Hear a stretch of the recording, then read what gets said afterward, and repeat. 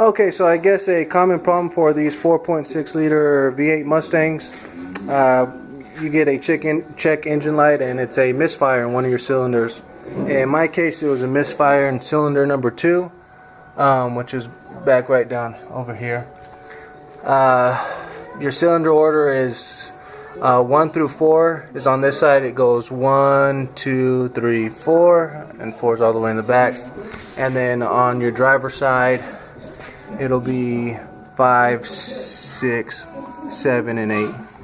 Now, of course, you'll want to start with the cheapest part first. Check your spark plug.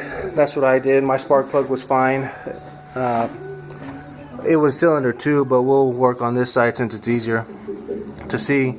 So all you would need to do is remove the coil packs. Now these engines, they don't have spark plug wires like majority vehicles do. Its power source comes from the coil pack and it's connected with these wires right here.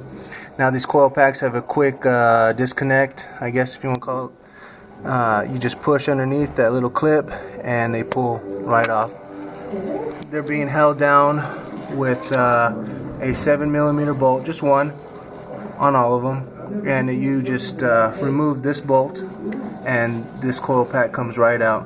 Now the coil pack is what gives your spark plug its spark. So what I did was I went down to O'Reilly's, got me a coil pack for $66, replaced it, and that's all it was.